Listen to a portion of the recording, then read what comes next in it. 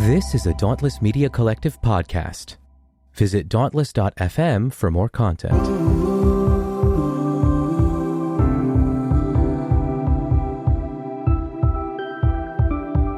Hi, everyone. Welcome back to the Full Mutuality podcast. My name is Gail, and along with my co-host Nate right here, we just want to say thank you so much for listening to this first season of Full Mutuality.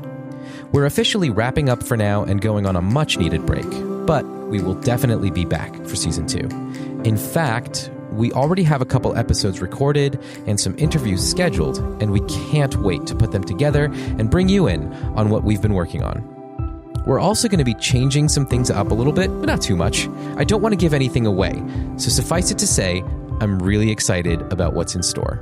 This podcast has been so great to work on, and again, I want to express our gratitude to everyone who's been supporting us, to all of you who've been listening, to our amazing partners on Patreon, Janice, who is so much more than a supporter of our work, but also a dear friend and fellow podcaster. Never Otter Even, our fellow Trekkie from Australia, who has an amazing nerdy podcast of his own. Michelle, who made a special trip out here to New York City and spent a day wandering around Manhattan with us. And Jenna, who regularly sends us encouragement and feedback on Instagram. And a big thank you to our friends and collaborators in the Dauntless Media Collective. Scott from Chapel Probation, Jessica and Kathleen from Leaving the Village, and Dan from Profane Faith. You are all amazing creators, and we're so glad to be collaborating with you. I want to switch gears now and talk a bit about today's episodes. We're releasing 2 on the same day because, well, today is the 2-year anniversary of the Atlanta shootings, and I think it's important to discuss the different challenges we face in this country. The first episode in this pair deals with the Asian American experience more broadly and features a conversation with 2 of the co-founders of the Funny Asian Woman Collective, Naomi Ko and Mei Li Yang, and is guest hosted by Scott Okamoto. If you haven't listened yet, please go check that one out first. The episode you're listening to right now approaches the topic through the lens of evangelical purity culture, where we talk with Angie K. Hong, who wrote a particularly poignant article in The Atlantic, which I highly recommend reading. I'll link to it in the show notes. We all have a lot to learn about the ways purity culture harms women, but I'll admit, I don't think I ever considered to this degree how the intersection of race and gender changes how purity culture affects people. I won't spoil it for you here, so I'll just leave it at this. It's a very important lesson if we want to be as equipped as possible to fight evangelical purity culture while recognizing those who've been most harmed. Anyway, without further ado, here's our conversation with Angie K. Hong. Purity culture just impacts different bodies very differently. How it affects me as an Asian woman is very different from how it affects a Black woman's body versus a brown body. I mean, there's just different nuances of how it hits. But I think what's maybe different, and I know I'm like overgeneralizing, is I think that white women can achieve that purity. You see it so much right now with all the white Christian influencers that are women, right? That have this like great social media platform. They're able to preach without being a pastor. They're able to influence without being, overstepping their boundaries as a woman in a very conservative culture. But they still have a lot of power to influence. In that way, I think then it is next to near impossible for women of color to become pure because we're not white. There will always be something mixed in that desire for a Christian woman that's about them not being white, that messes with purity culture.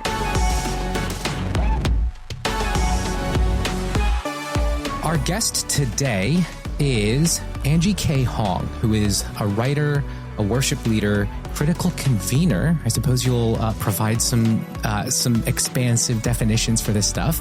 Sure. She's also the co-founder of Kinship Commons, that creates artful spaces for conversations on the margins. And you live in Durham, North Carolina. I sure do. I do want to call something out a little bit. It's funny. I think I talked about it a bit on the episode with the Funny Asian Women Collective about how I worked extremely hard as the son of immigrants. I worked extremely hard to pick up the regional dialect that I grew up with. And as we've been kind of talking a bit, Angie, I'm hearing a regional dialect in your voice a little bit as well, and not what I suppose would be stereotypical of somebody who has the kind of phenotype that we have. But then again, there isn't really a stereotypical, because people who look like us are Chinese or Japanese or Korean or Hmong. We all look different. We all have different speech patterns and whatnot. But it sounds like you picked up your regional dialect here in the U.S. Do you have a story associated with that? Is that anything that you kind of thought through as you were growing up, or is it just you just absorbed it as you were? Do you hear like a Southern accent? Is that what you're hearing? I hear a Southern accent, and I'm like, is crazy. it because you've been in North Carolina for how long have you been in North Carolina? I grew up in Atlanta, Georgia. Okay, that explains most of my life, and my accent got really thick when I was in college, because all of my college roommates, who are a lot Korean as well, they were from Savannah, Georgia. So my accent got like super heavy. And then I moved up north to do an internship and work, and then I think that's when it kind of settled out, because I was in like a different region. Okay. And then I came back down. So I don't know what I have now. Like some people say like I've lost all my accent and they can't believe it when I talk. And then other people are like, you have a Southern accent. I heard the Southern accent. So it was just like, oh, are you from the South? Yeah, maybe y'all are sensitive to it because you don't live here, you know? Yeah. So it's a mild one for down there, but yeah. It's super mild. Yeah. People are like, where'd your accent go? It's so weird. Yeah, it's funny because I lived in South Carolina for a few years. My first year there, I think I started to pick up a slight drawl. And when I came back to New York, New Jersey, my friends here told me that I sounded Southern. And yeah, I was like, nope, I'm not having any of that. I'm a born and raised Jersey kid. So I worked really hard. I practiced stuff like water and coffee. And Did you really? Wow, that's a lot of work. That's so I mean, I guess it's also kind of the absorption of whatever you live around and hear every day. You just kind of tend to absorb it. Yeah. Yeah. So, we're releasing this episode on the anniversary of the Atlanta shootings, which is a difficult topic to kind of work through. And I know in our other episode that's also coming out today, I kind of offered some space, although it was a very humorous episode, and I killed the space and jumped into another joke a little too quickly.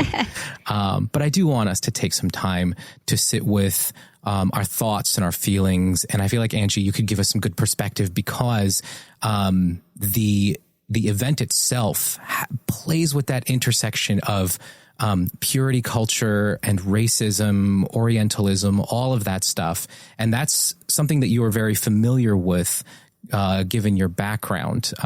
Would you mind sharing a little bit about your own kind of history growing up Asian American in these kinds of spaces, and then what that looked like as a young woman in those evangelical areas? Wow, that was like a really big question right out the gate. So thank you so much. We dive right in. Yeah, let's just do it. Let's just do this. Well, so I grew up in the Atlanta area, and where the first shooting happened was the town right next to where I grew up. So I grew up in a kind of like almost where I went to high school was almost a new suburb, and there was. So the suburb like right next door. So it's still sort of kind of almost rural, like there are cows and stuff. But I mean, it wasn't completely rural, but the shooting happened at the one that's right next to the one where I grew up.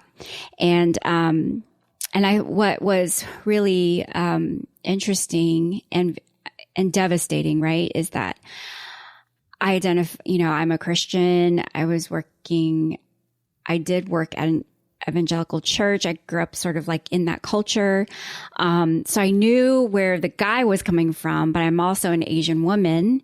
And so I knew kind of what this all meant. And I felt the grief and the devastation of it, as an Asian woman. And, So the massage parlor, so that was in that town. And then some of the women lived in sort of where all the Asians live in Atlanta. And so I talked to my mom about it. She was like, yeah, we know where all they live. You know, they live on this one street. All their apartments are right there and their houses. And so it's very close. So the intersection of those two things, both things that I identify with, right? Like being a Christian, understanding what it's like to grow up in purity culture. The guy had a quote unquote sex addiction, was seeking help at the church. And then this intersection of women of color and Asian women especially. So when it happened, it was devastating. I had a meltdown. And then I sort of took to Twitter to process it, because why not? And so I was just sort of laying it out, because at the time I was in seminary / divinity school, and I was taking Asian American theology. I was taking theorizing religion, which is a course on how religion is, how it comes to be, all the components of religion. And I was taking a class in Revelation. I was taking all these classes, and so I was just putting all of it together and spitting it out. And that resulted in me writing an article for The Atlantic. And the after effects of that article, I still feel the after effects today, because even now people will message me and say what the article meant to them. And I've been hearing a lot of stories. Sometimes they'll tell me stories, and, you know, sometimes I'll just say, I relate to your story. Other times they'll tell me their story. And then other times they'll tell me their story with all the names, like they'll name names. So it's just, it's a lot to just feel the reverberation just continue now, almost 2 years later. Right. So I think, it was like the location, the geopolitics of the location, and then my faith, and then my identity. All of that was coming to a head with this act of violence. And so, I've just been dealing with that ever since. Yeah. And it seems like it never really stops. And I think, between me and Gail, we were kind of talking about the areas of this conversation that we can kind of find touch points and relating points. And, as the pandemic was picking up, and, I was getting the news reports in, and this was prior to Atlanta. But the things like, a 36-year-old Filipino man stabbed on the subway. Oh, that's me, right? Like I see that headline and it's me, and it keeps building. And I think trying to make it day by day, knowing that I'm like, it's sort of a new thing for me, because, I spent so many years of my life trying to, I guess, rid myself of this identity. I mentioned in the other episode that growing up in fundamentalist Christianity, I was taught that my racial identity was sinful, and never in so many words, but there were certain things that were constantly said, like Pokemon is satanic. Why? Because it relates to the Japanese pagan spirits, as they call them, the kami, the gods, the things that are just part and parcel to what it means to be Japanese. That is satanic. Therefore, something in my DNA is satanic. And so, growing up in that kind of a space, I worked so hard to eradicate myself of any racial identifiers. And then to find myself suddenly having to face the fact that I am this race, and that those headlines, those news reports, those are about me. And that was a really difficult realization to come to. Okay. And then there's the other side of the story that Gail was kind of texting me about and saying, yes, purity culture, the the stuff that we often come running into in this world of leaving evangelicalism behind, and trying to find our way through,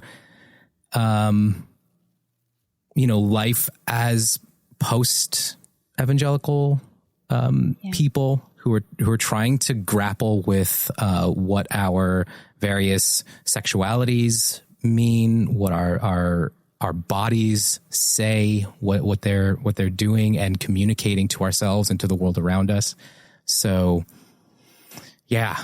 I guess when Nate was talking about having almost an awakening about his Asian American identity, I feel like that happened a lot for you, Nate, over the pandemic and with the Atlanta shooting. Those were like two markers that sort of, for you, started an unraveling and an unpacking of what that means to you.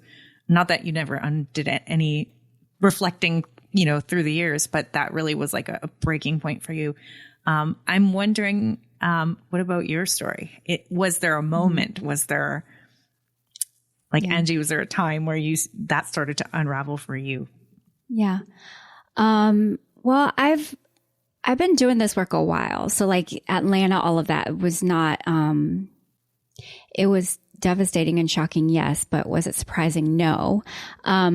And I've been doing identity and theology work for, a long while now. I think what made it sort of something to think about, or the awakening, as you mentioned, Gail, is, so unlike you, maybe Nate, I grew up in I went to primarily white schools and things like that, but I did have an affinity space growing up. I grew up in a Korean immigrant church, and that weekly rhythm of going to a church community where, there were people like me who affirmed my humanity and existence, where I didn't feel like I was a foreigner, an alien, or exotic. I was just a normal person who didn't have to code switch.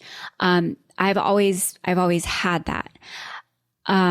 But it wasn't until my husband and I, who's also Korean, we left the Korean church and we decided to try something new because we were really burned out. There's a lot of needs in immigrant churches. And we just felt like we were the blind leading the blind. So we just wanted to go somewhere where it was, theologically rigorous and where people actually went to school, were legit, and who, and where it was a bit more organized. It wasn't just everybody working for free and working so tirelessly. So we went and we joined a primarily white church because we liked their liturgy a lot. And that's when the othering became very, very real. I, experienced that growing up in all of the settings, the racist taunts, the bullying, all of those things. I experienced that for sure. But it wasn't until we joined a church where we thought, surely won't have to deal with this here. And then we dealt with it there, that the questions just began to pour out.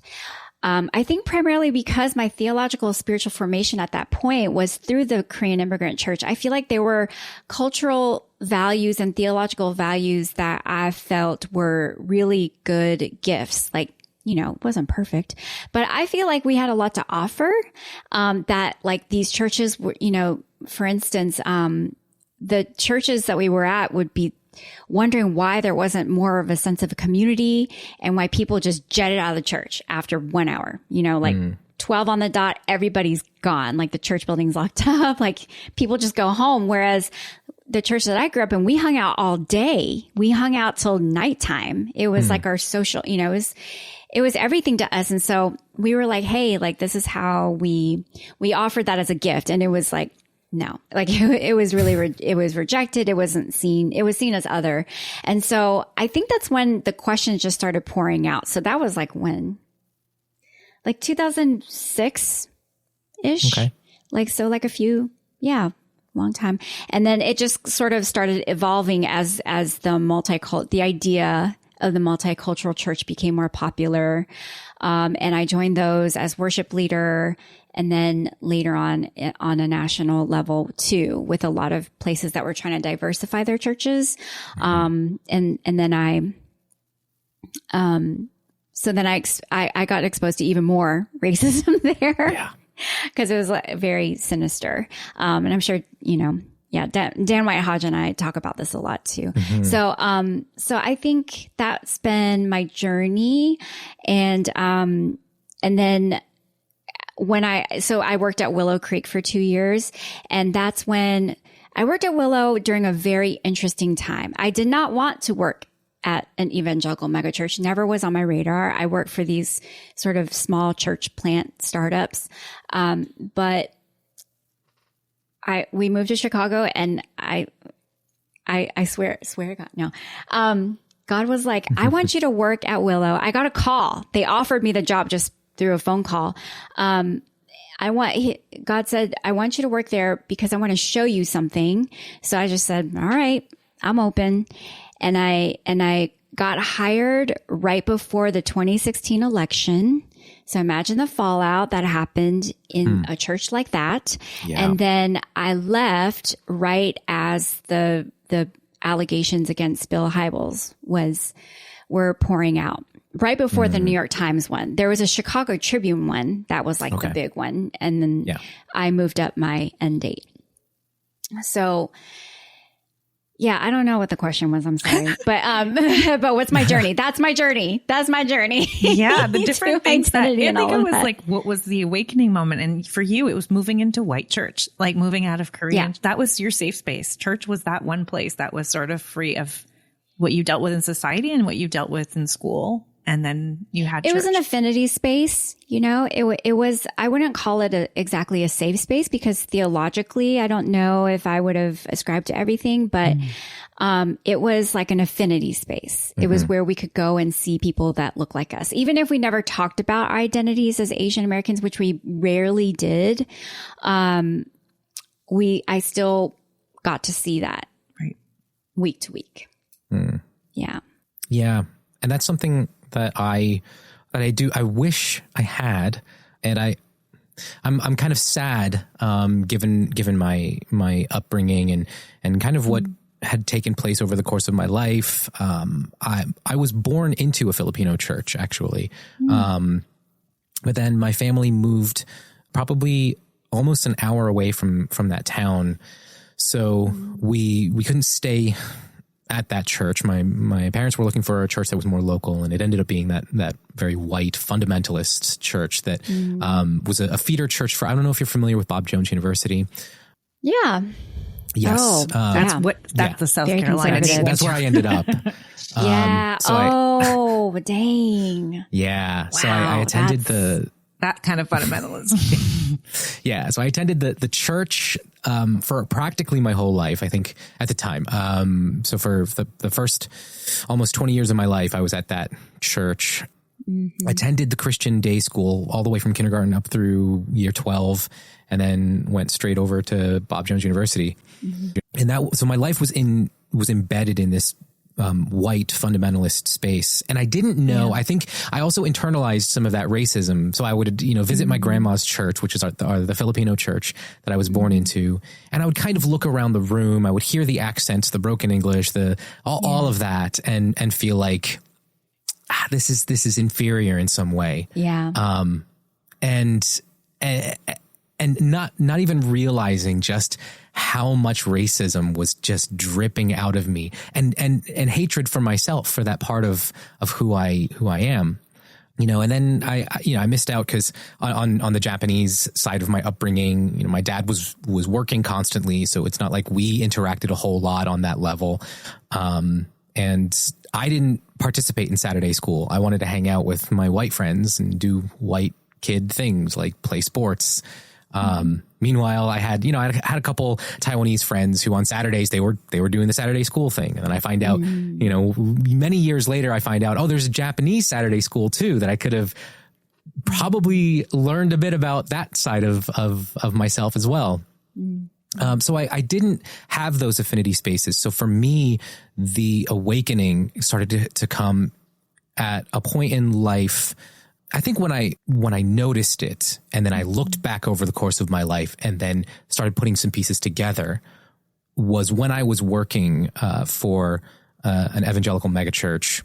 And I believe it was in one of the articles that you wrote where you said that people of color who are hired as worship leaders in churches are also given the duty of educating a congregation on that kind of ethnic diversity that many aren't equipped with. And I remember I wasn't even working as a worship leader. I led worship simply because of, my musical upbringing, but my job at the church was in children's ministry, and I was running the children's and family programming. And I remember our executive pastor one Sunday after service, he was having a conversation with this Black woman, and she stood out because it was the first time I had seen a Black woman in this church of 1,100, 2,000 people. And I'm like, oh my God, there's a Black woman at our church. Yeah.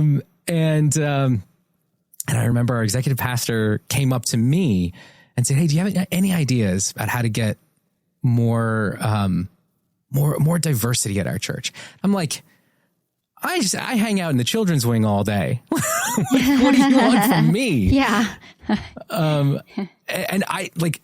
And that's when it dawned. I think I had this moment where I'm like, oh, I'm not like these other guys here. I looked at our staff listing and I'm like, oh my God, I am the only non-white person on staff, a staff of 30. And then they eventually did hire a couple others, but I went back to the website last year just to take a look, and we're back to square one. There's one non-white person on staff. Wow. So yeah, that kind of, when I read your piece there, I was like, oh yeah, I wasn't even hired as a worship leader. And that's something that happens, that homework assignment that's given to us, and none of us are equipped for it. I didn't study, I didn't do ethnic studies in college. You're leading me into a question I had for Angie. What led you into Asian theology? Am I saying it right? Is it Asian theology? Asian American theology. Asian American. Well, I was really interested in it for a while. I'm trying to think of when I first heard about. I think I was just seeking there. A few years, let's see, I feel like it was such a long time ago, but, sort of early on when I started to do things on a more national level, I would always go up to like that one Asian speaker or workshop thing and, just kind of talk with them. And so just sharing resources pointed me to some, books by Asian American authors. And then that sort of spilled into like theological books by Asian American authors. And now, there's so much out there. I think it's like such a hidden thing because it's not taken seriously. So non-white sort of theologies are considered like second, third tier. So like somebody like a James Cone, like Black liberation theology, that's considered a very sideline, like marginal, like if you have extra room, maybe pick up a book or two, but don't take it seriously. So if you can imagine if that's what it's like with Black literature, then Asians is basically non-existent. So I had to actually go out and find these things. I hunted. I looked all around. I asked around, and I finally sort of stumbled upon a whole organization of Asian American theologians, women theologians and pastors. So I stumbled upon like this great treasure trove of things. And so when I was in school, they were offering Asian American just like as an offshoot, just like, oh, let's just try it out. So yeah, I signed up for that. I took 2 semesters of that actually. Wow. It's really good. Yeah. It's a relatively young field. It's young, maybe the 70s is when it sort of started to, That's fascinating to me. I think because of the, I'd be incredibly unfamiliar with some of the markings of that, and what that kind of theology would look like, mostly because of the kind of bifurcation that that happened in my own mind about my Asian identity, or Asian American identity, and my Christian identity, and how never the twain shall meet, as it were. So it's difficult for me to kind of wrap my mind around that, which is I guess for you, that's not something that you would have even given a second thought to.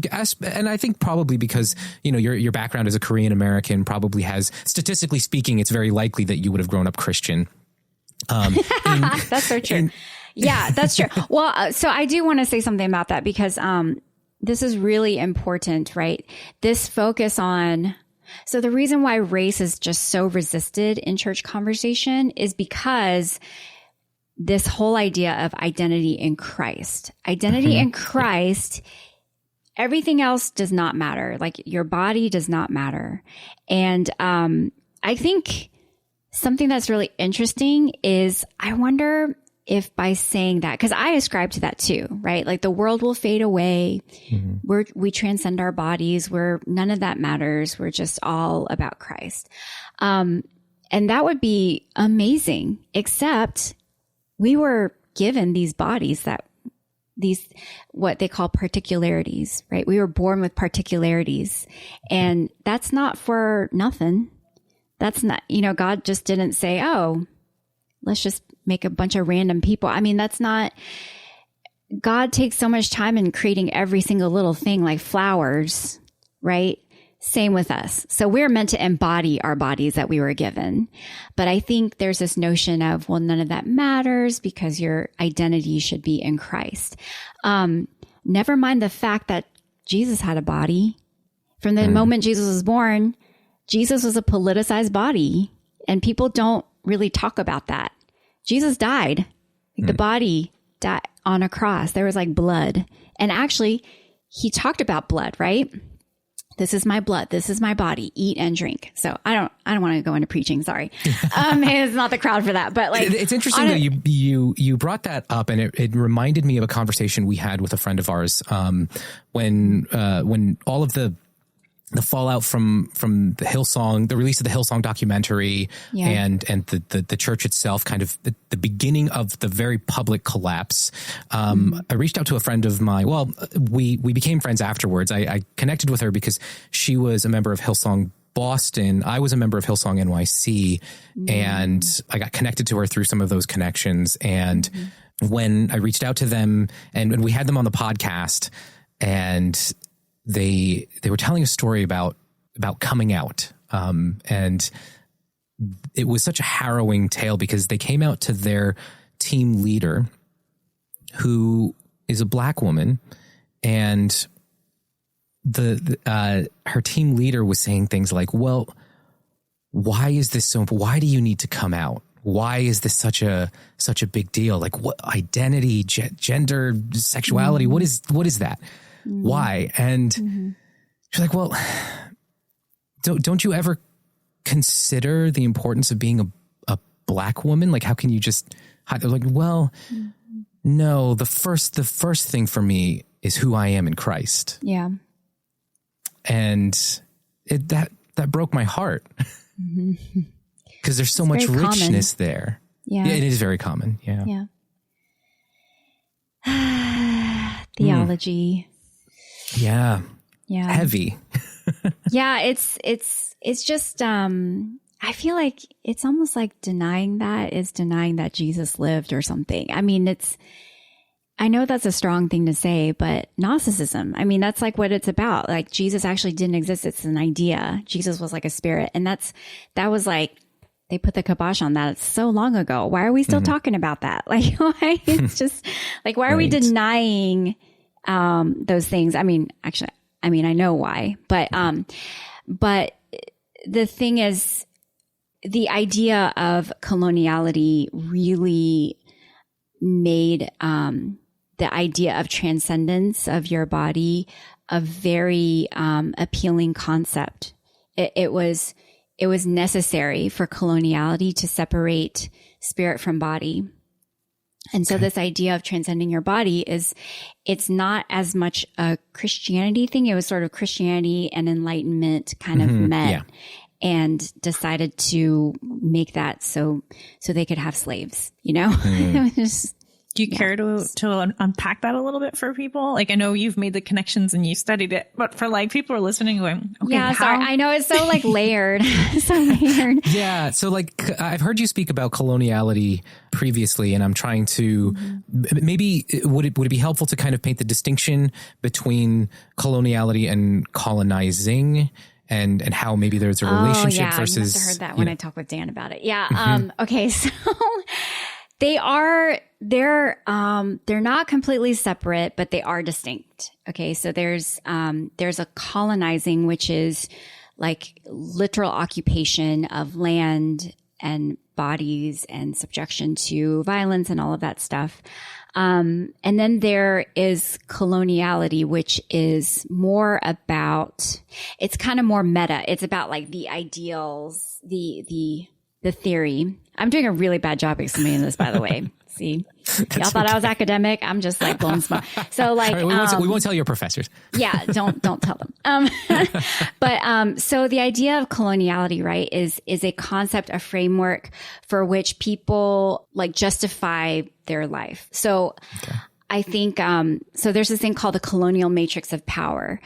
Coloniality is about who creates this framework and the ideals that we all sort of live in, that are the norms, it's what's considered human, what's valid, what kind of knowledge is the truth versus not the truth, which is outside the colonial matrix of power.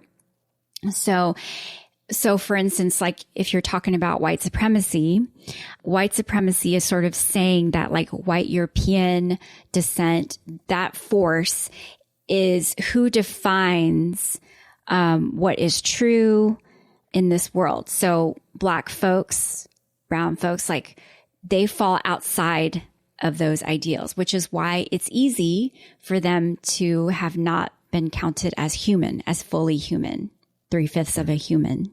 Mm-hmm.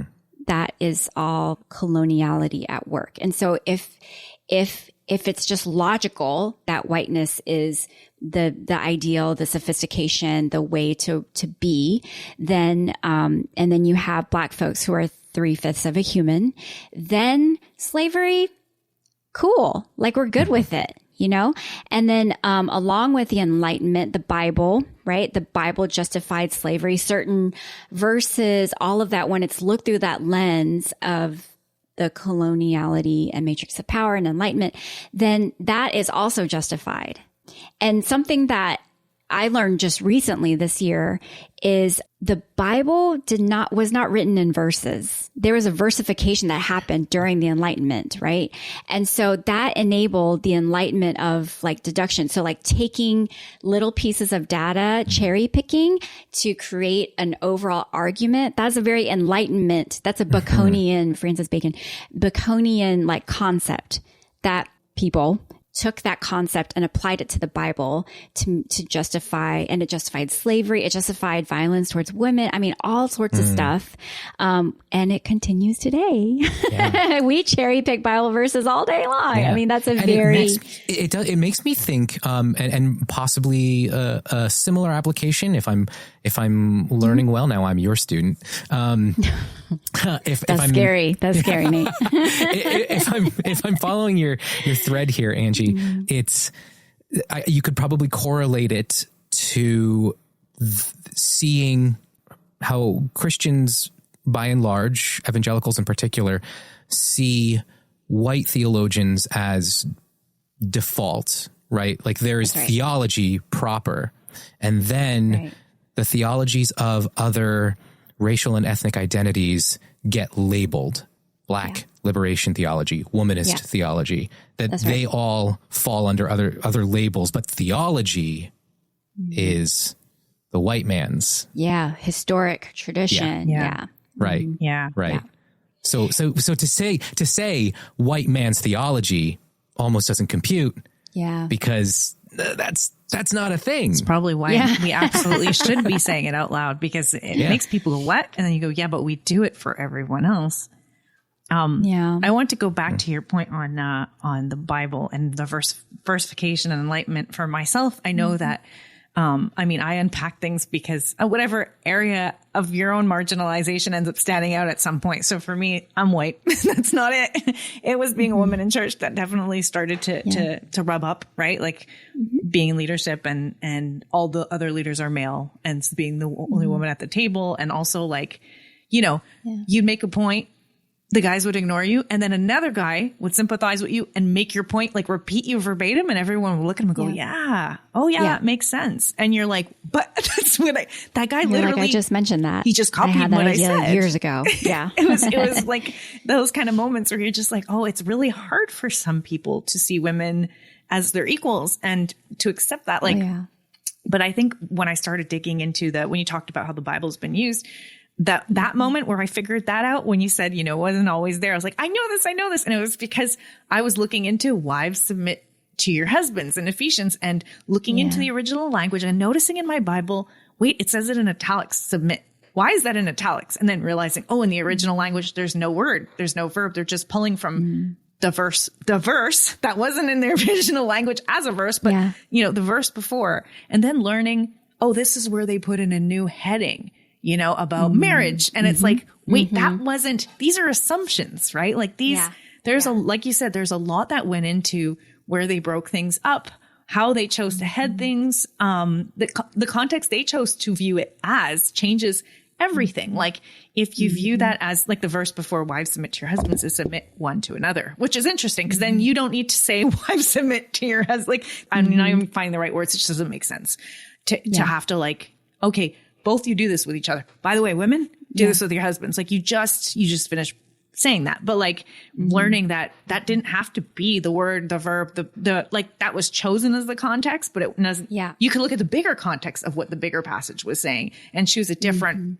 thing to highlight as wives to your husbands. Right. And there's debate about that. But to me, that was just mind blowing. I was like, what? That wasn't in the Bible? What? This is how interpreters chose to frame it. And like, this is where they chose to insert a new passage and it, like just looking through the text, the original language and seeing the actual like autographs or the copies of them and like what the language looked like and how it was in the scrolls and like just staring at that. I mean, we're so lucky to have access to that kind of stuff to be able to see and to analyze and to study it. But that was just mind blowing for me. Like we make a lot of assumptions about the verses, how everything is, and just go, well, this is what it is. This is what it's saying. Yeah. But as a person who's bilingual, it's objective. I'll read a Bible in French and I'll be like, whoa. Yeah. Like these don't say the same thing as the English. Like all you need to know is two languages and you start to already catch on to how much translation plays a part in your understanding of everything. Yeah. Yeah. That makes sense. I don't know if that was, I don't know where I was going with that, but I was just trying to relate to the. No, you made it true for you. Yeah. It's that definitely is true for you. Yeah. I think, I wonder sometimes what would have happened if there were never verses. It was just, you couldn't take anything out of context. You had to tell the whole story every time. Yeah. Different world. Yeah. Yet here we are. Right? Here we are. Translation would have been an interesting exercise, I'm sure. Right. Yeah. Probably a lot more tedious, but I think there would be more conversations. I know. I don't know if you saw the documentary 1946 that came out. It was basically, I was somewhat disappointed with the documentary itself because some of the trailers that were coming out were pointing to something different. And it was still kind of beautiful in its own right, but essentially traced how the word homosexuality came to appear in the English Bible. And where the first time that those Greek words were put into those words. Translated into homosexuality. And that didn't actually happen until the Revised Standard Version was translated in 1946. And there was a lot of debate. There were people writing in, and essentially what it kind of boiled down to, which was a little bit difficult to get from the documentary, but much easier to get from the trailers, was that somewhere along the way, one or more of the translators, they were trying to ensure that the Bible stayed relevant for the time. And one of the big conversations in culture during the mid-40s was this burgeoning idea of sexuality and these people in same-sex relationships, and these translators thought, well, we need the Bible to speak to our time. So this Greek word that we don't know what to put there, let's go with homosexuality, because it kind of fits, right? There's something in there that kind of fits. And the next thing you know, the NIV, they see that the RSV did it in one place, but that same Greek word appears 3 or 4 more times, but they didn't translate into homosexuality there. Wow. So let's do it. Let's take homosexuality from that passage and apply it to those verses. So by the time the NIV comes out, it's not just in one place in the Bible. Now it's in 5 places. And then the ESV comes out in, 2001? And they decide, well, not only to severely masculinize the Bible, but also to take homosexuality and apply it to 8 or 10 more verses. So, so now you have this part and parcel with the Bible, the English Bible, really, is this homophobic ideology. Wow, that's fascinating. What is it you wanted me to reconcile myself to? I was born here almost 60 years ago. I'm not going to live another 60 years. You always told me it takes time. It has taken my father's time, my mother's time, my uncle's time, my brother's and my sister's time, my nieces and my nephew's time. How much time do you want for your progress? I hate you naturally. And I hate black people. Things are going to get worse before they get better. What is presented to me as an American does not look like me. Because you're not allowed to be a black man in corporate America. You give us a hard time for being white, being American, and being in control. And when you live under a situation like that constantly, and then you ask me, whether I approve of violence. I mean, that just doesn't make any sense at all. Yeah, there's a lot of crazy stuff happening right now. And you know what? We need a space where we can debrief some of it and deconstruct. If you've been looking for a POC-centered podcast that engages with intersectionality, religion, critical race theory, and some hip-hop culture, then you need to check out Profane Faith. I'll be your host, Daniel Whitehodge, and we go in every other week. So check us out wherever you find your podcasts, or check us out at whitehodgepodcasts.com to see what other platforms we're on. Cool? All right. Peace. It's making me think of purity culture because we're talking about sexuality and you were talking about embodiment before. And we went into, and I'm good with us going back to just the topic of what embodiment means from an Asian perspective. And I know for you, I mean, Nate, you were kind of alluding to this before, but we have those conversations together where we're both relating to each other from a different place, where I'm identifying from the marginalization of being a woman and Nate is from an Asian perspective. And there's things he's explaining to me about his context and things I'm explaining to him about my context. And I'm thinking, as an Asian woman, you've got both of those pieces together to look through and to have to, the kind of compounding forces together, both perspectives, both of those marginalizations at the same time. I'm wondering, when it comes to purity culture, how has that been an unraveling for you? If it's something you want to share, but I know it's something you've written about and it has to do with embodiment as well. Yeah. Purity culture hits women of color very differently. It hits our bodies differently because there's there's layers of race, and you've mentioned, Orientalism and like exotification of our bodies just in general, and then ornamentalism too. And I think all that comes into play. The idea being purity culture is, again, a very colonial concept. I'm going to keep coming back to this, but I do feel like, so like in a way that white males who have the power, who have the knowledge, who own knowledge, basically, they can do things like have sex outside of marriage, and they, it's considered just, a momentary weakness, or like with the Atlanta shooter, like he just had a bad day, and be forgiven, right? Right. Like easy to forgive. The church, we must forgive because we must protect. And then I think it hits, so then the woman is blamed. But then if you take like white women versus women of color, that's also another lens through race. And so it impacts, purity culture just impacts different bodies very differently. How it affects me as an Asian woman is very different from how it affects a Black woman's body versus a brown body. I mean, there's just different nuances of how it hits. But I think what's maybe different, and I know I'm like overgeneralizing, is I think that white women can achieve that purity. You see it so much right now with all the white Christian influencers that are women, right? That have this like great social media platform. They're able to preach without being a pastor. They're able to influence without being, overstepping their boundaries as a woman in a very conservative, culture. But they still have a lot of power to influence. They can wear whatever they want. A lot of them wear like midriffs on stage. I mean, there's no way that anybody could get away with that. That's not white. And they can achieve, and they're all married to like their best friend who happens to be like this great guy, great right. White dude. Yeah. And, I think in that way, then it is not possible or next to near impossible for women of color to become pure because we're not white and we'll never be white. We can never assimilate to that.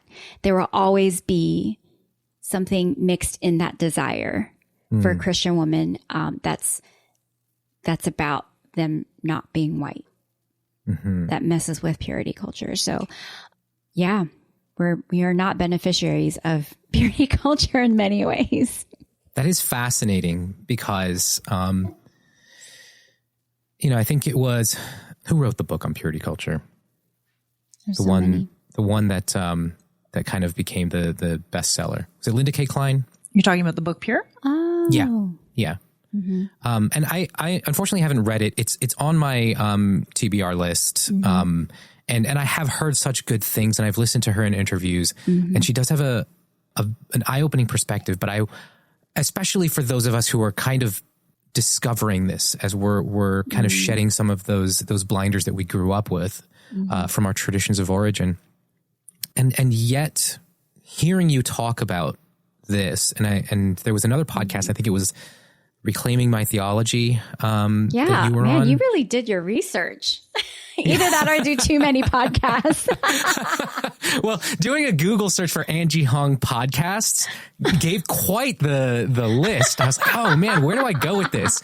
And then I'm like, well, I think I opened up a couple and I'm like, almost embarrassing. And no offense to white people, but I don't think I want to hear white hosts today. So, so Reclaiming My Theology. Okay, cool. People of color. Let's do it. I'm here for this one. That one was good. And that was, I really enjoyed that conversation. And I think that was where you brought up those ideas of the differences in how purity culture hits white women as opposed to women of color. And I almost wonder, I don't know because I haven't read the book, but I almost wonder if that's probably a blind spot for someone like Linda K. Klein, who might not be able to recognize. It's definitely. Sorry, I'm sitting here speculating, kind of giving benefit of the doubt, but how can you speak of something you haven't lived? Like, I'm listening to this and this is like brand new in my mind as a thought. Well, and I'm like, so I have also been looking into like who's written about purity culture, and they tend to be white women. So I think this is really interesting. The sort of premier researcher of purity culture, her name is Sarah Mosliner, and she teaches somewhere in Michigan. In her studies with purity culture, she's done a ton of research, has written a lot of academic things and other sorts of materials, and interviewed whenever there's a purity culture article, she's usually quoted. But she reached out to me and said, I'm doing after I wrote my article, I was hearing from all sorts of people, and she reached out to me saying, I'm doing a research study called the After Purity Project. We're, giving resources like healing resources. So please point people my way. I'd like to offer my organization to you as a resource. And I asked her, well, please tell me how you nuance this for Asian women and women of color. And she was quick to say, oh, well, we're all white. And I wrote her back and I said, well, I'm not going to recommend people to your organization who don't understand the nuances, because I care. I care about this stuff. I care about the people who are reaching out to me. I'm not going to do that. And our conversation has evolved since then for sure. But now she teaches whatever classes she teaches on purity culture.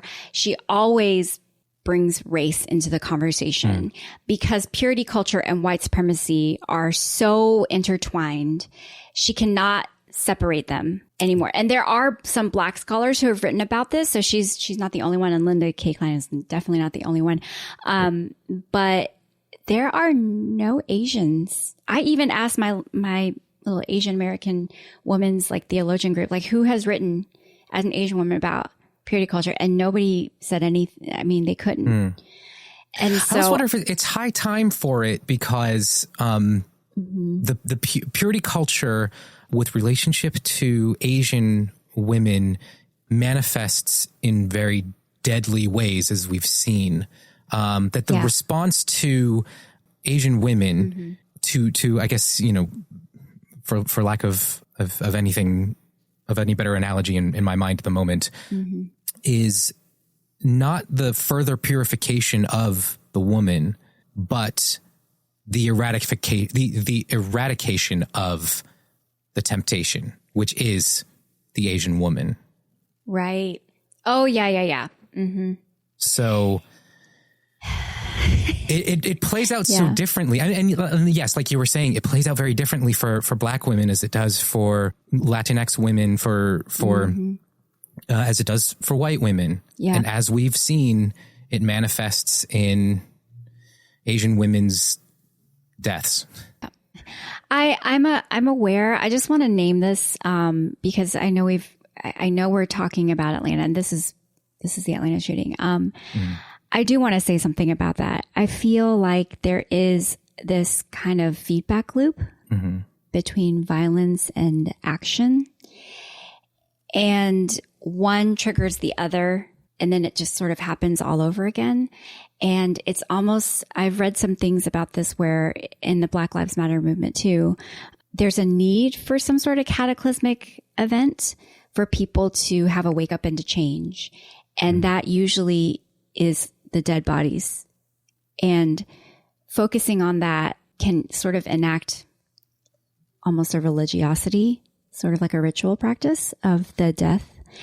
And we definitely want to and need to take care of these actual people.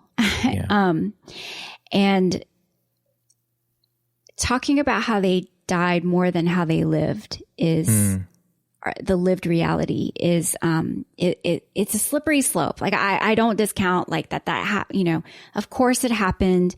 We should talk about it.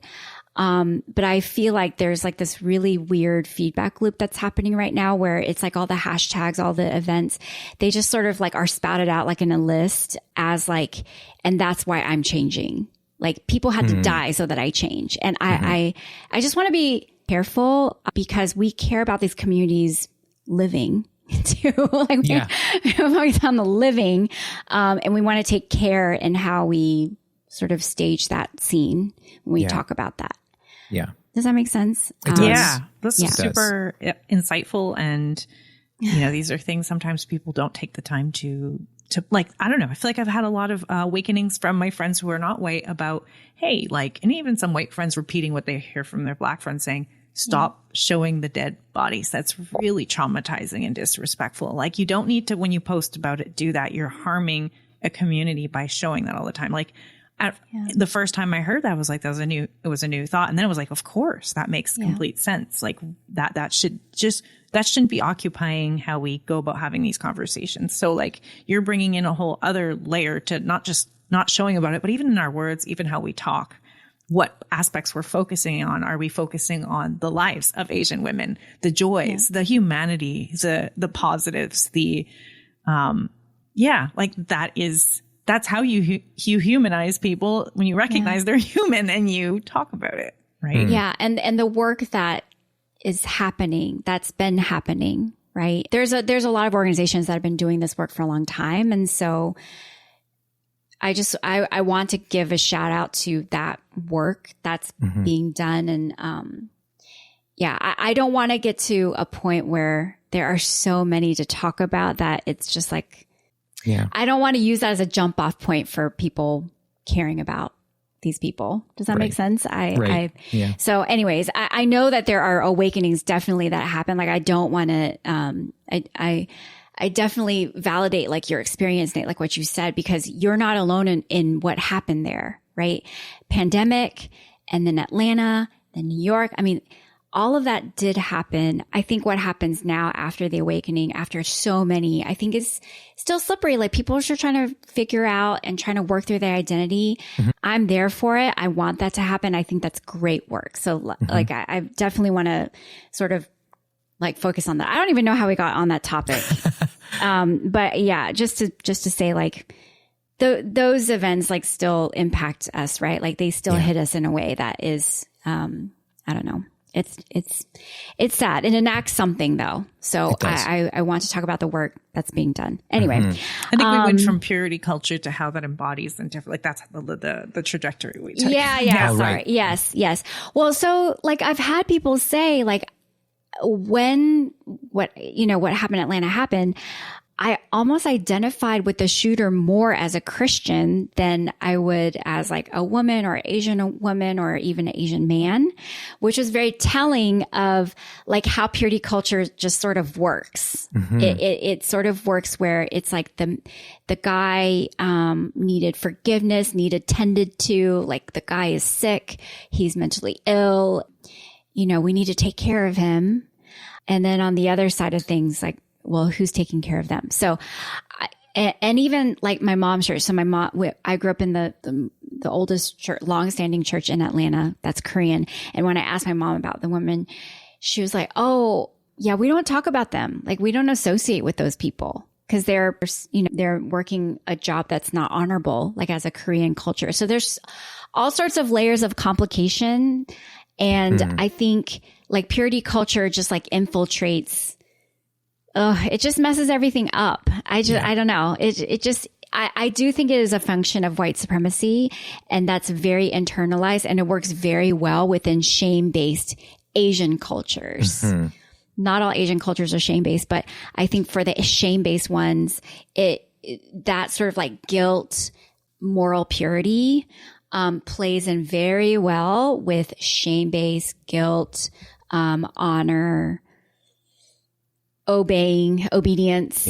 All that goes hand in hand, which is why it works so well with a lot of Asian folks, which is why a lot of white churches, when they diversify, they can kind of start with Asians. It's like safer because Asians sort of more fit into the ideology of white, sort of Western European. There's a kind of acquiescence, perhaps. Like a very reformed sort of feeling of like just being in a constant state of guilt and being never good enough, always guilty.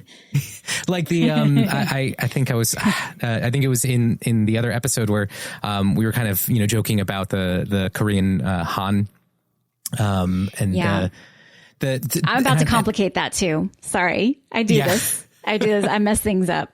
So Han, people talk about Korean Han as like this, almost it's genetic, like it's in medical books that like we're born with this ability to deeply feel sorrow, like this really deep lament that is just baked into our DNA. And I think what's interesting about it, and this has somewhat of a hopeful tone, I think, a redeeming value, if you will. So Han was a term that was invented for us by the Japanese who colonized us. They created that term to say, oh, the poor Koreans. If you look at some of the Korean art that they let us do, it looks super like a kindergartner could do this art. Like it's just super simple because we were seen as like these very like primitive, childish, weak people. And so Han was given to us like, oh, they have so much like sadness that it's they're easy to dominate. Right. So they gave us that sort of stamp, like they are Han. They're all about Han. And then later on, Koreans went in and they re-signified the word to mean this like sorrow sort of intent so much that it's like baked into our DNA and it's like in our blood and stuff. So I think that's a really interesting thing to talk about, because I don't want Koreans to be, I don't want all Koreans painted as we know how to weep. Right. You know what I mean? Right. And I think another very Korean concept that is talked about too, like in these like religious Christian settings, is the concept of Chung. So Chung and Han are very closely related, and Chung is about like a very enmeshed sort of love. Like they almost call it like a sticky kind of love. It's something that you can't let go of. So a lot of Koreans will think it's really annoying, right? Like Chung 때문에, like because of Chung, I have to pay for my cousin's dentist bill, or I have to take care of these people. But really it's more about care and the fact that there is no way that we can be separated from one another. And theologians have really written about this as like the love of Christ. So like, okay, sorry, trigger warning. I'm going to talk about Jesus again. But like Jesus's love for us is this Chung kind of love to the point of dying on the cross. And that he died and like took on blah, blah, blah. And that whole like Lenten, what Lent is about, that kind of enacts this sort of like level of Han, of actually like lamenting the fact that he loved us so much to the point of death. So like those are sort of like together, Han and Chung, they're really like sewed into one another. And I just kind of wanted to put that out there. Wow. Thank you for sharing. I do feel like I want to like expand my, my lexicon when it comes to other Asian cultures, because we're all like our story. And I realize that, the term Asian American is a political term, not a racial term.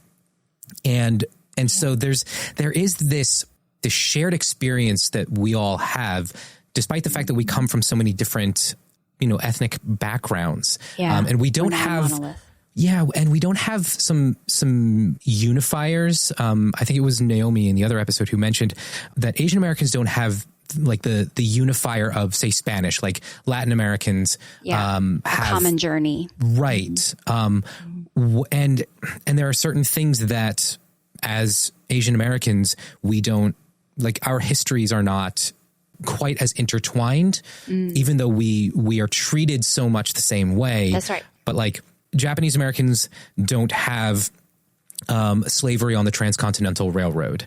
That's a distinctly Chinese American experience. But Chinese Americans don't have the World War II incarceration. And then there's the mass adoption that was pretty significant for the Korean American community. It still is significant for the Korean American community. And there are these things that separate us and create this uniqueness. But I think if we just look around the table and just observe our phenotype and how whiteness interacts with us as people group. I mean, Vincent Chin, is a classic example of how whiteness interacts with us and how it sees us, that I think if we can break through these barriers, like I want to learn more about my Korean American brothers and sisters. I want to learn more about my Hmong American brothers and sisters and Taiwanese American brothers and sisters, because we cross these borders in order to work against the supremacist culture that exists in this country. So thank you for sharing that with me. I really appreciate that. Yeah, we don't talk about our trans-Pacific journeys. We just because a lot of us come here with a clean slate, like none of it happened, right? Yeah. The more that we talk about it, though, the more we can really, really complicate the monolithic nature of our realities. Yeah, absolutely. Hey, everyone. I'm Jessica from the Leaving the Village podcast. I wanted to take a moment to say thank you for tuning into this show. We're so grateful that you've decided to spend your time with us. Seriously, Dan, Gail, Kathleen, Nate, Scott, and the rest of us here at the Dauntless Media Collective couldn't produce content like the show you're listening to without your support. I'd also like to invite you even further into the conversation. Right now, there are some great discussions happening over in the Dauntless Media Collective Discord server. If you're interested in chatting with other folks who are deconstructing and decolonizing the oppressive traditions they came from, please feel free to hop onto the server. If you don't know what Discord is, it's a place where communities can gather online for chatting on a wide variety of topics. In our Discord server, we have channels devoted to general deconstruction conversations, some meme sharing, therapeutic venting about whatever religious bullshit you're currently dealing with, and even a channel specifically devoted to talking about the latest episode of the podcast you're listening to right now. I hope you'll join us. You can log in directly to the Dauntless server by clicking on the link in the show notes or heading to dauntless.fm and clicking on the link in the top banner. See you there. I was thinking about perhaps there's a sense, and maybe you can speak into this a little bit more, but as I look at how white supremacy functions, there's almost this exploitation of, like you were alluding to, of how these shame-based Asian cultures can often be exploited. The shame in those cultures, the self-loathing, the internalized guilt can be exploited by white supremacy in this way that then manifests in the absorption of these cultures, the colonization. I mean, Christianity isn't native to Korea, and yet it's synonymous with Korean Americans almost. When you think of Korean American churches, they're everywhere. And you think of, I remember at Bob Jones University, the largest minority population at Bob Jones were the Korean immigrants who were being sent over from South Korea to live in and among the population at Bob Jones. So it's that to me seems interesting, like a thread I almost want to pull on a little bit. Oh yeah, they're so enmeshed, right? And like Willie Jennings talks about this, there is sort of this baptism into whiteness. Like he talks about being baptized into race. And I think shame-based Asian cultures are very amenable to that because it's sort of baked into cultural practices and values. So it's very easy for that sort of assimilation to happen. But eventually assimilation doesn't work for us. We find ourselves sort of like choking on assimilation. Like when we do like communion, we're like choking on the bread because that's not the body of Christ that we're meant to be in. Yeah. Sorry, I took it really Jesus mode. Sorry if that was triggering. That's okay. I think some of that, one of the things that I think Gail and I have both sort of been trying to work through is reclaiming some of that language and pulling it away from the harmful ideologies and trying to find what fits, what sticks. I mean, we're both pretty agnostic, some days leaning into the atheist side, sometimes leaning to theist. But we both attend a United Church of Christ church here where I am, and we're both very close to the pastor. She's fantastic. She's become a fantastic part of our lives. I can get down with the UCC. Yeah, I'm a big fan of this church. It was the first church in New Jersey to perform a same-sex wedding. It was founded as an abolitionist church. It's got a great history. And I think being in those spaces, I don't know, Gail, if you want to chime in a little bit on that, but like being in that space has been challenging because some of the language can be triggering. Yeah. But what I appreciate, I think coming out of, and I'm curious about, if you came out, your Korean church, was it evangelical? And I know we're running out of time, so I don't know what we're going to be able to touch into, but I know for myself coming out of evangelicalism, I think what I appreciate about my church, one of the things is I'm free to ask any questions I want. Like, I don't feel like I have parameters on if I'm upset about what Jesus said, if I disagree with the Bible. It's like things that to me used to be like, for example, slaves submit to your masters, right? Like we talk about cherry picking.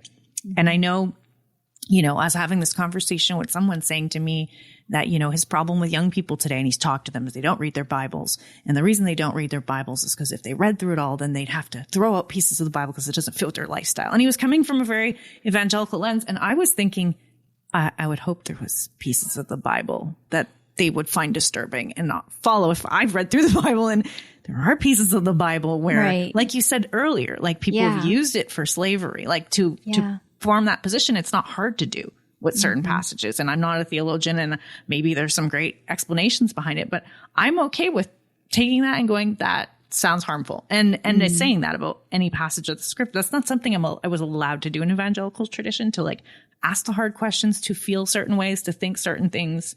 And I think one of the things my reverend did once is she was talking about how, Jesus made a comment to a woman and she rebuked him and he rethought things. And I was like, oh, she was talking about the crumbs falling off the table and the dog eating, and like the woman just like pushed back, and Jesus reframed and like rethought through what she was saying. And I guess I'd never seen Jesus in that light. Like he needed a woman to set him straight. And I was like, what? We're allowed doing that? Women can ask questions, and hearing my reverend say she was upset at how Jesus initially handled that, and I was like, we're allowed to do that here. I could do that.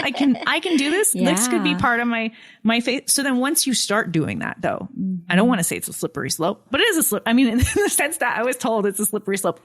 There's a lot of questions you start asking once you're allowed to start asking questions, and it could be overwhelming. So definitely going to a church where the doors are open to explore, to ask the hard things. There's a lot. You just get more and more questions the more you go. So sometimes it's simpler almost to live in an ignorant bliss where it's all spelled out simply, than it is once you start like going, you can examine everything. And then once you ask this question, you're going to, instead of coming up with an answer when you explore it, you might come up with 10 more questions that all go in different directions. Yeah. So that's the challenge, I guess, for me with that. How's it been for you, I guess, Mr. No, I mean, I'm right there with you. I think, it's one thing to, I think I was talking to a friend about this the other day, because I think like a good sermon or a Bible study, it should open up conversations and not end them. And it should open up questions and not answer the questions. And there are so many churches that want to give the answers because people do want that simple answer for things that they just don't have capacity or whatever it is, they want to defer. And so it's just easier to have somebody just tell you how it is. And when you give that amount of power to somebody like a pastor or just one person, there is a lot that somebody can do with that power. And learning to ask questions, going back with the text over and over again, even like returning to that same text years later and getting something completely different from it, having a whole other set of questions. That is like acts of faith, actually. That's Bible study, right? And, but I think it's so easy for people to try to hold on to that power. Like, I know what's right, so I'm going to teach what I feel is right. Questions be damned. And that's when these churches get into trouble, and you have these celebrity pastors and you get these gurus. And I feel like it is really, truly an act of faith for a pastor to give up that level of control. Yeah. It's really hard to do for a lot of pastors, as we've seen. Right. Yeah. So sorry, we can keep talking. I'm sorry. Yeah. No, that's fine. I want to transition a little bit. Bring us into some slightly different spaces. First, I want to ask you about Kinship Commons. Yes. I'd love to know about your work there. What do you do? What is Kinship Commons all about? I was hoping you would go here. I want to know. People are like, what do you do?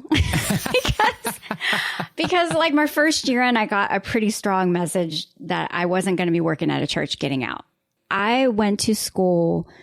You understand? I was so washed up. I was burned out. I just came from a mega church that had melted down, had collapsed into itself. And all these other spaces that in Christian justice spaces were also kind of melting down at the same time. Can I put a pause just on something? Because I had a question for you on something you said earlier about the mega church. You said God told you that you're going to learn something there. Was there something there that you came away with? You said it melted down. Yeah, I learned a lot of things. Well, I saw a lot of things. So I was sexually harassed at the church. I saw the fallout from the 2016 presidential election and how the church responded to that. And the fallout, like the sort of the divide, the chasm was happening. And then those allegations, because while I was working there, I could not drink the Kool-Aid. My body would not allow it. Like I wasn't doing a good job. I couldn't focus. What's the Kool-Aid you're supposed to be drinking? Like the company. The corporate speak of what would you say? Like the corporate ideals, like the rule book. I just couldn't ascribe. Churches have like I remember at one of the churches I worked for, they had like the 3 C's, or whatever. Mm-hmm. It's all of their little jargon that they use to try to keep everybody to think about all of these things while you're working here. Yeah. I couldn't latch on to like their models of discipleship, like sermon series were labeled as marketing campaigns. I mean, it was just like all these like little things. I was like, that doesn't impress me, nor do I want to be affiliated with that. and that's I felt that the whole time.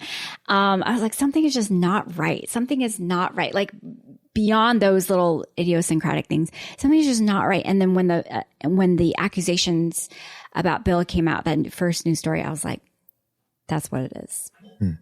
Like at the root, the person that everything is centered around, that wasn't right.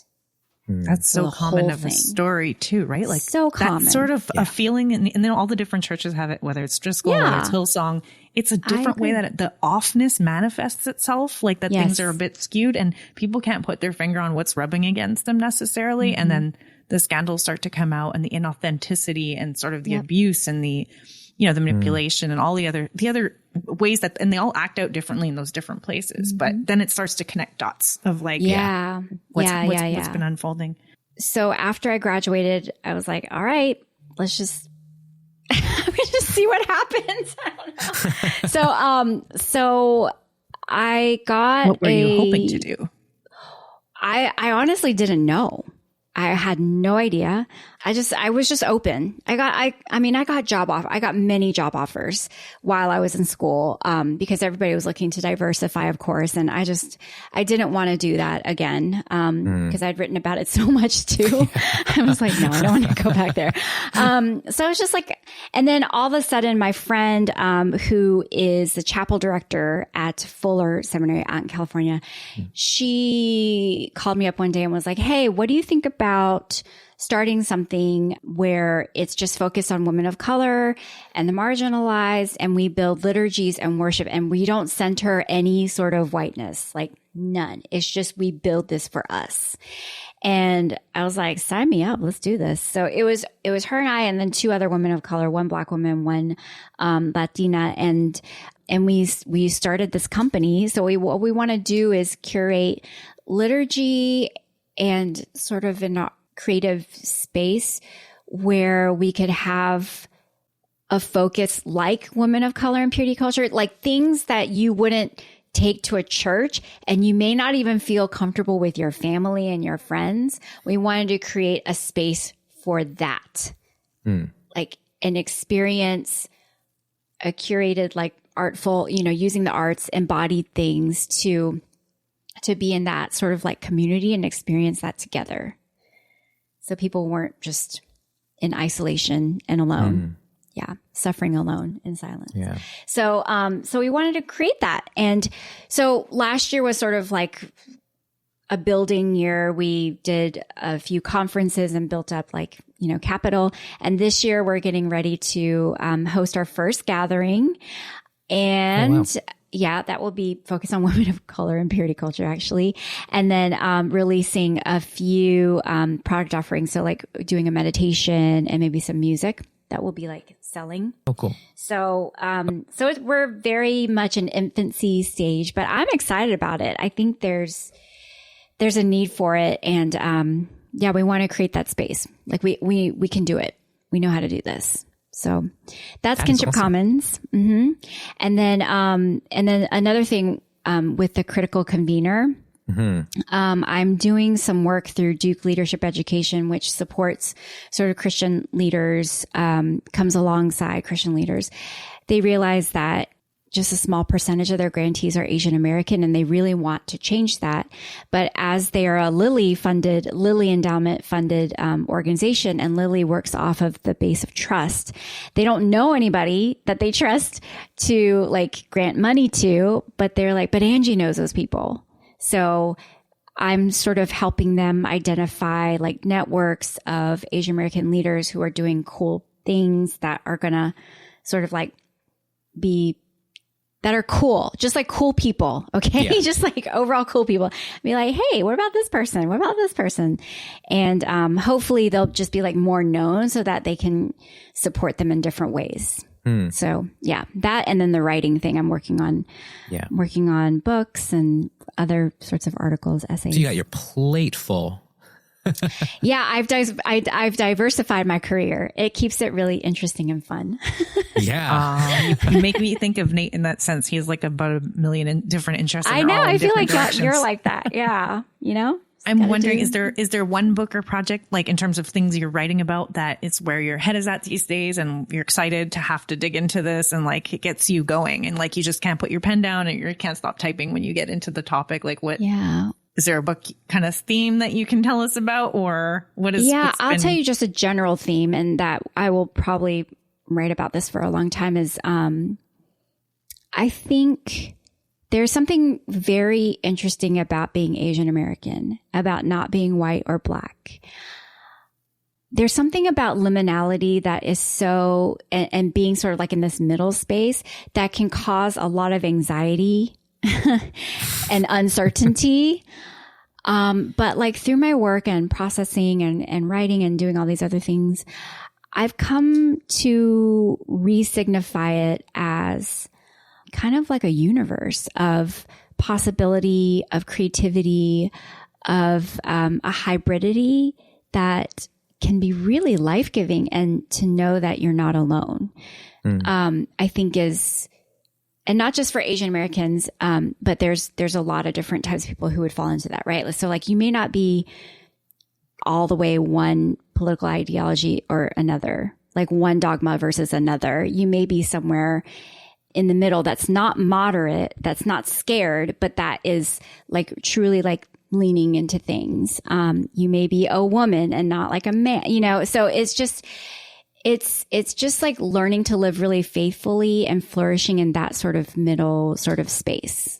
And I think Asian American identity offers something very great about that, not being white or black, like just not even fitting in, like in most areas, right? So like I'm Asian American, I'm not white or black. I'm a female, who is in ministry and believes in women preachers and ministry and leaders.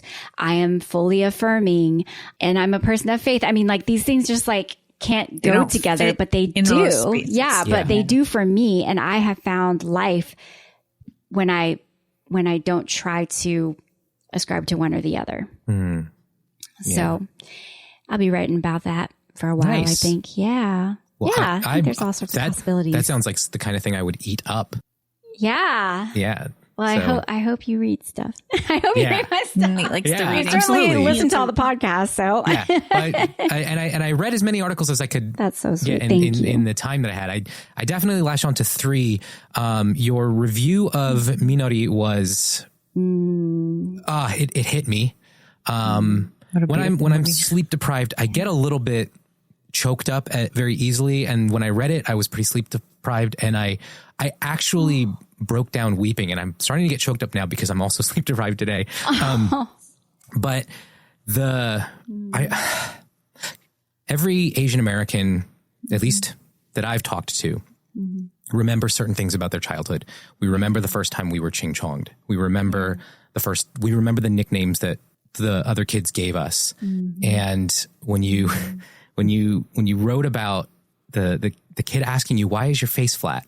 You know, it immediately brought me back to, that was my nickname, flat face. That was my nickname. and it was, it? it was something for me. And then, so after reading that, I'm like, it's a shame that I haven't sat down and watched Minari yet. So, so at the time. Okay. And then I watched it with him, and I was really glad that he suggested that movie because wow. So Gail and I sat down and watched it together, and it was powerful. You know, the other thing too, and I talked about this in the other episode. We all kind of coalesced around this, but there's that. You know, Asian erasure is is a topic, and we hear these things about like, oh, you know, the BTS is huge, right? Like it's so exciting. J-pop had its day. The did it though? You know, I'm just kidding. No, not really. It didn't. I'm kidding. I'm totally kidding. You're like K-pop. Sorry, it's the era. I get it. Like the internet, when J-pop was big, the internet wasn't spreading things like wildfire. Right. You know, so K-pop is, and I love me some BTS. Don't get me wrong. But we were talking about the fact that the Asians that are often thrown in our face as being like, hey, this is exciting for you. Yeah. Are not Asian Americans, right? Mm-hmm. They're not Asian American stories. I even thought like Shang-Chi, it was fine. You know, Marvel, I'm a little Marvel fatigued. But it was great to see someone. It was great to see Simu Liu on screen, leading man. You know, like having the sexy Asian man do the thing, and you're like, yes, this is exciting. I'm on board. You know, Crazy Rich Asians, another one. Like it, you know, seeing faces that look like us on the big screen in these leading roles that just was empowering in one sense. But then the thing that was disappointing a bit about Shang-Chi. Yeah. Was that that's potentially an Asian American story. It's this Asian kid who's grown up in California. You know, there's that relatability. And what does the movie do? It takes him away from California and throws him into mythical China. And you never speak about his struggles as an Asian American. And then also the thing that every Asian American who's grown up in this country, whether they are, you know, second gen, third gen, whatever, when they go back to their country of origin, they don't feel at home. But in Shang-Chi, you don't get that sense. It's a homecoming for him. So the Asian American, I felt like the Asian American was erased from that story and is often erased from a lot of pop culture. So seeing a movie like The Farewell, seeing a movie like Minari, those films really speak to our experience, and I would love to see more of that kind of stuff come out. Because, man, I mean, and don't get me wrong, I do like seeing the other stuff, but the Asian American experience is one that we don't talk to. I have a question for you that I want to be the ending question because it's fun. And I'm so curious. Okay, so for the preface question, sorry, because it's a lead up question. First, and I wanted to ask this in the other episode, but didn't have time, and my internet connection was really shitty. But now I feel like we've got a good, robust internet connection. Food. How do you feel about food? Is it something that speaks to you? Is it a part of your? Okay. Nate's a foodie. You guys are connecting on that right now.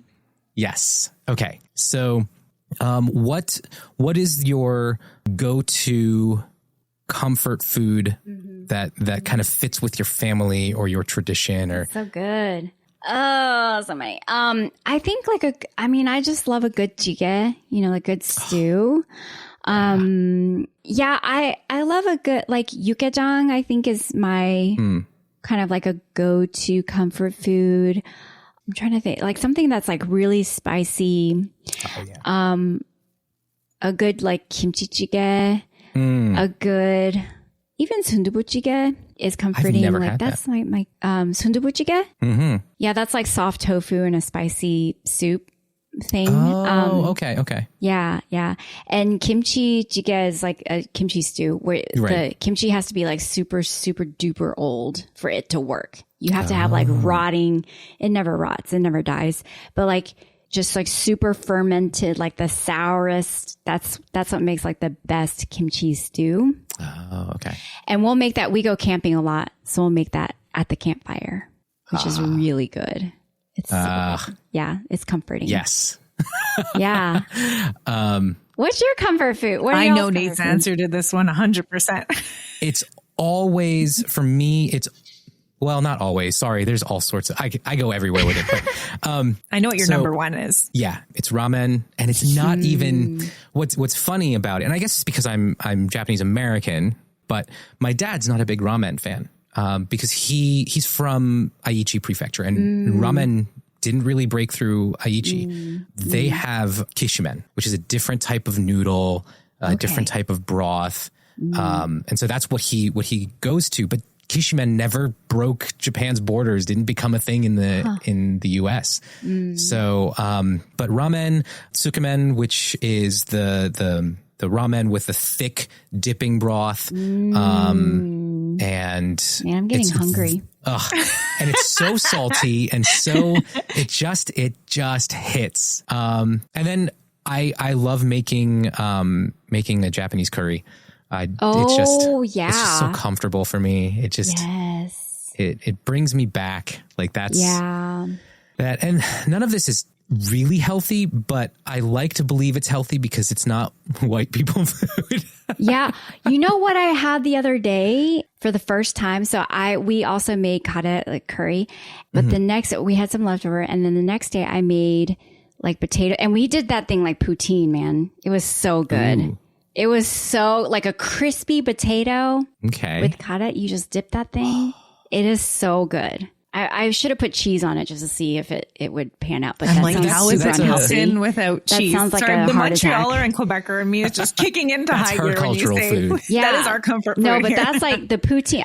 I really like poutine, but like when it had it with the Japanese curry, it was like next level. It's like the spices. I'm a little bit of a Quebec purist, so like I'm like you gotta say poutine, not poutine. Oh, I'm sorry. It's okay. It's how I differentiate because a lot of Canadians like to say it's their cultural food. When I'm like it's a Quebec dish, a French Quebec dish. So when Canadians appropriate it, they like to go poutine. So right away I could tell. I'm like, okay, so I didn't even know that. Okay, learn something new. You're saying poutine, so I know you're probably from outside of Quebec. That's one. But then two, and I am. And then I am. And so whenever I try poutine in other places, I'm always like, this is wrong. This is not how it's supposed to taste. That. That's how I feel about Asian fusion. Oh, yeah, fusion. When I hear the word fusion, when somebody says, I tried out this new fusion restaurant, I'm like, good for you. You can keep that for yourself. Yeah. I will not be participating. Really hard to do that. Yeah. Really hard to do it right. Yeah. There's a restaurant that opened up in Manhattan recently that I really want to check out. The Cajun one? No, it's actually, it's a Japanese Filipino restaurant. And I'm like, that's me. I've had good fusion food, just not here. Like it's only in LA and New York. I've had Viet crawfish, like interesting. It's so good. Yeah. Oh I'm going to have that again. I'm going to New Orleans soon. I'm going to have Viet crawfish boil.